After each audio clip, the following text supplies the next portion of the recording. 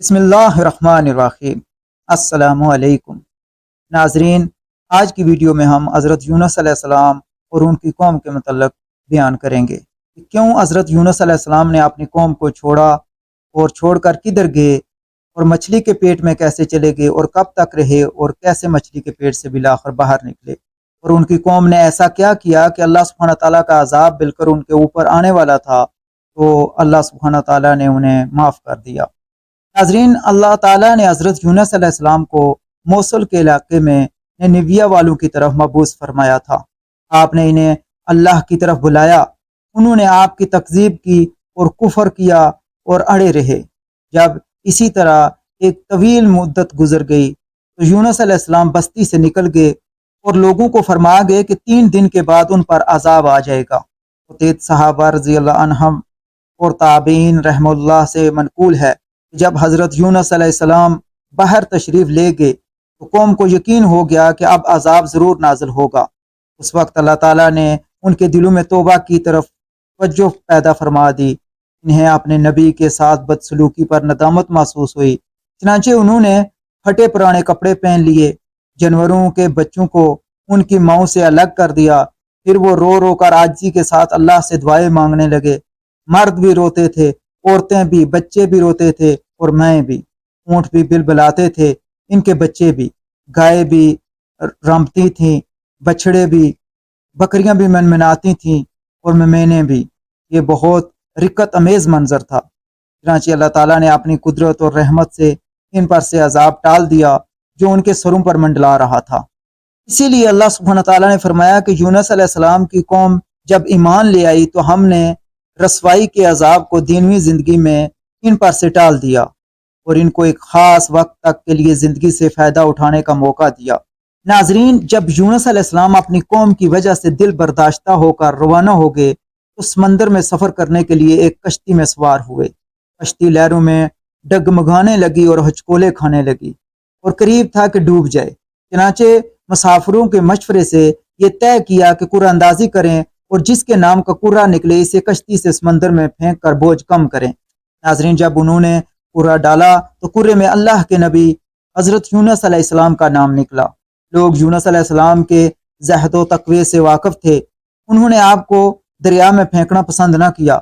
انہوں نے دوبارہ قرعہ ڈالا تو پھر بھی آپ کا ہی نام نکلا۔ آپ نے چھلانگ لگانے کا ارادہ کیا تو دوسرے مسافروں نے پھر آپ کو منع کر دیا۔ انہوں نے تیسری بار قرعہ ڈالا تب بھی آپ کا نام نکلا، کیونکہ اللہ سبحانہ تعالیٰ کی خاص معیشت یہی تھی۔ ارشاد باری تعالیٰ ہے، اور بلا شبہ یونس نبیوں میں سے تھے۔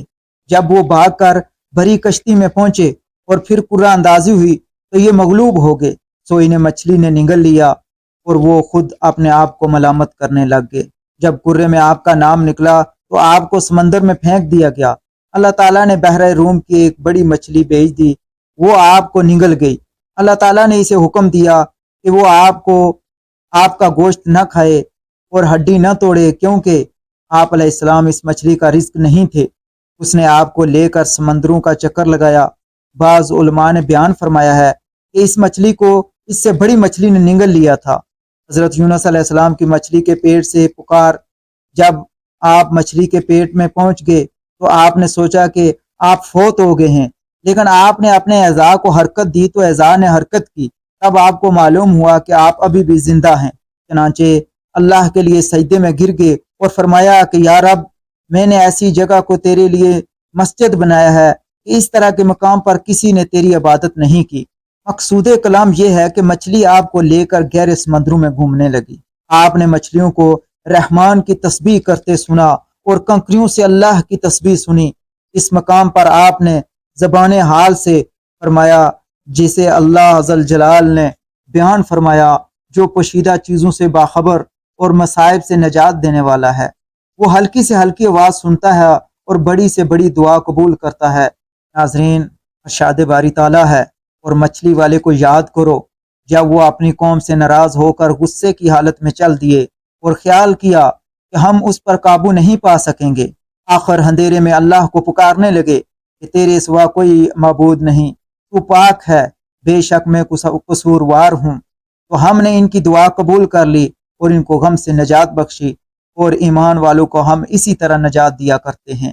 ناظرین، ایک اور جگہ پر ارشاد باری تعالیٰ ہے، پھر اگر وہ اللہ کی پاکیزگی بیان نہ کرتے تو اس روز تک اسی کے پیٹ میں رہتے جب کہ لوگوں کو دوبارہ زندہ کیا جائے گا۔ اس کا مطلب یہ ہے ناظرین کہ اگر آپ وہاں اللہ کی تسبیح نہ کرتے اور اللہ کے سامنے عاجزی کرتے ہوئے توبہ نہ کرتے تو قیامت تک وہیں رہتے اور قیامت کو مچھلی کے پیٹ سے زندہ ہو کر نکلتے۔ دوسرا مطلب یہ بھی بیان کیا گیا ہے کہ اگر وہ مچھلی کے پیٹ میں جانے سے پہلے اللہ کی تسبیح کرنے والے، یعنی اللہ کی اطاعت کرنے والے، نماز پڑھنے والے اور ذکر الہی کرنے والے نہ ہوتے تو نجات نہ پا سکتے۔ ناظرین، امام ابن جریر رحمہ اللہ نے تفسیر میں حضرت ابو ہریرہ رضی اللہ عنہ کی روایت سے حدیث بیان کی ہے کہ رسول اللہ صلی اللہ علیہ وسلم نے فرمایا، جب اللہ تعالیٰ نے یونس علیہ السلام کو مچھلی کے پیٹ میں قید کرنے کا ارادہ فرمایا تو اللہ نے مچھلی کو وحی کی، اسے لے لو لیکن اس کا گوشت زخمی نہ کرنا اور نہ اس کی ہڈی توڑنا۔